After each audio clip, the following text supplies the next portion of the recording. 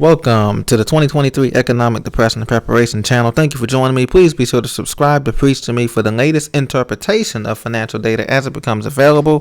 Thank you for your support. Today's video was very brief on this 7-11 day, Tuesday. Make sure you get your free Slurpee today. I believe they still give those out.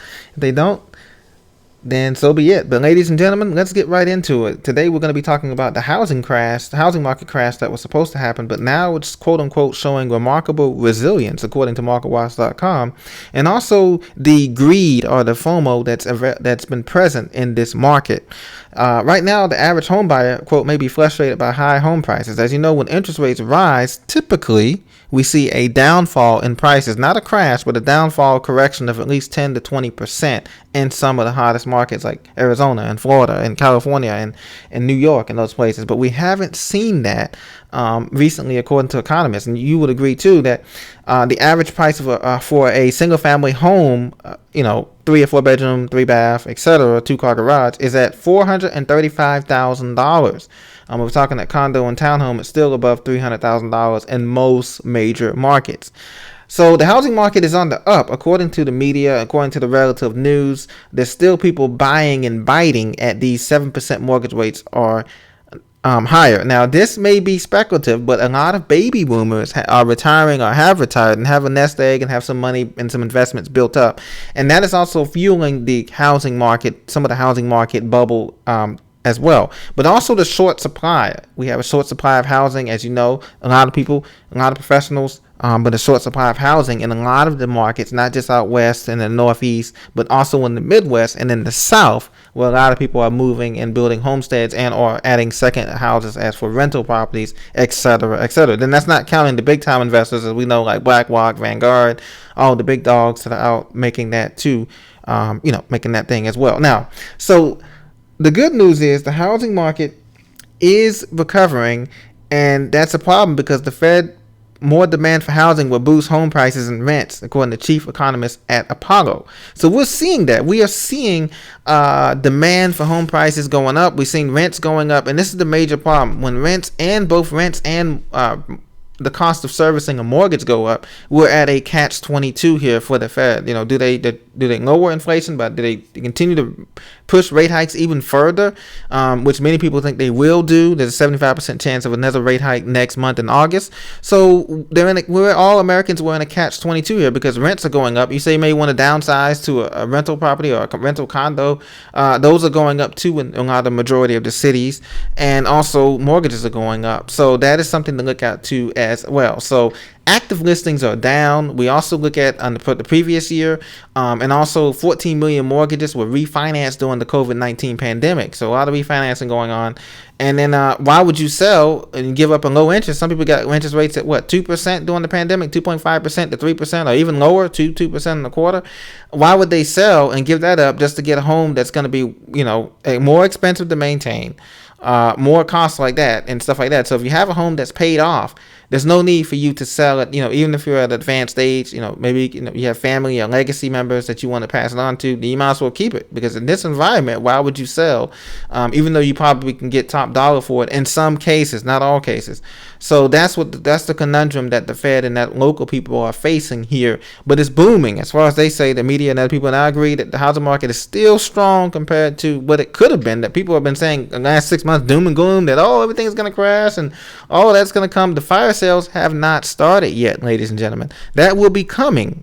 But right now, the sales, is still going on, and new home sales have been taking off. And of course, home builders are loving it. They're still building out. You go to any mid-sized town or out in the hinterlands, you can see they're building these large subdivisions. And all these places, California, Nevada, Colorado, the Northeast, the South, they're building these huge subdivisions.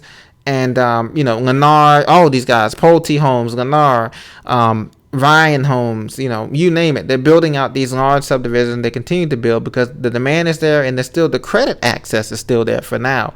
But greed will be one downfall that people hadn't taken into account. You've seen this. Bank of America will pay customers $100 million for double dipping on fees and opening, quote, fake accounts. Will you be one of them? Now, you remember Wells Fargo had a settlement where they were charging people extra money for gap insurance on these new cars, on these car loans. and they just paid out a bunch of money. Now Bank of America's caught in the crosshairs. And see, greed, these double dipping fees.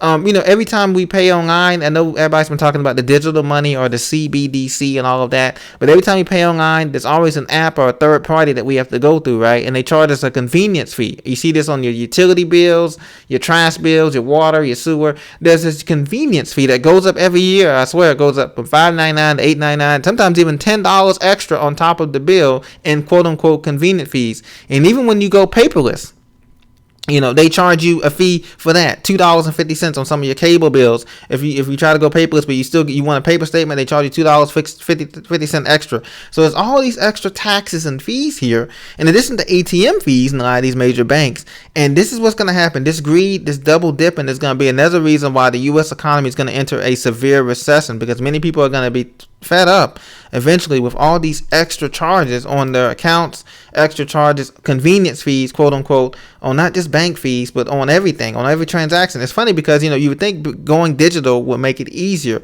to transact and have money. But now it's making it harder because they're charging all these fees that are not supposed to be there. $35, remember it used to be a $35 non-sufficient fund a fee for bounce checks, and then they applied the fee twice for some people. They charge people twice for the same transaction. So, and this is not really a lot. You think about these banks, they're making a lot of money. $100 million is a drop in the bucket, even for a fine that they're fining these people. That they're fining the company. That's really nothing when these banks are making multi-billions over billions, and this is why.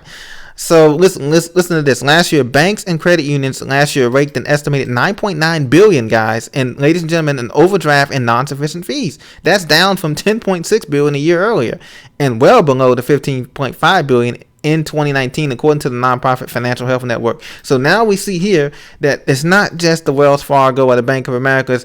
That's why it's important to diversify, keep your money in smaller credit unions, and you guys know this. Smaller credit unions. They look out for us, in a better way, at least for right now. But this is going to be a major problem. The greed in the economy with all these extra fees that's tacking on, that there's not just inflation that becomes a greed tax. It's not, it's big banks being greedy, big businesses being greedy, having a monopoly on everything, that they'll just pay out these fines. They don't care. They'll pay out the fines to whoever the financial regulatory, because it's a small drop. It's a small drop in the bucket. Look right here. It says Bank of America fines was small compared to the $3.7 billion fine against Wells Fargo. I just mentioned them, right? Here's the article right here. So, guys, they'll pay out these fees because they're making money hand over fist. As you know, they're making billions, super billions, 100 billion, trillions of dollars. So $100 million is nothing. And then after all, what, ladies and gentlemen, what are we going to get out of that? If I had an account with Bank of America, whatever, time they go through the settlement, I get maybe $50, $40 check. And that's after 2 years, maybe a year of litigation and everything. I get maybe $20 or $40 check out of this settlement. So guys, is this something to keep in mind as we go through this collapse? It's going to be a slowdown. America and the Western world is going to be a slow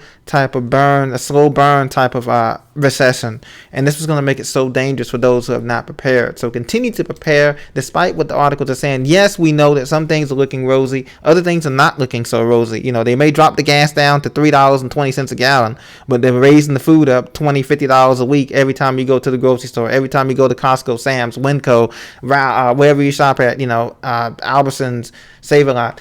Those are the prices that matter, so they drop one thing and raise another. That's the name of the game. So continue to prepare with food, water, medicine, security, prayers. Spiritual life needs to be in charge. This is the most important thing that's going to help us, is that this data is showing us that this battle is a marathon. It's a more of a mental, spiritual battle than it is an actual battle to deal with the data. Money will come and go. Your life is precious. It is valuable. Your skills that you learn can never be taken away from you, whether that's survival skills, whether that's, physical, mental, social skills. All of that can never be taken away from you. So remember that's the most important thing in this journey that we call the economic journey. So once again, be sure to subscribe. Thank you for listening today. Enjoy your 7-Eleven, your Tuesday, and I'll be back with more information later. Thank you for listening. God bless. Talk to you soon.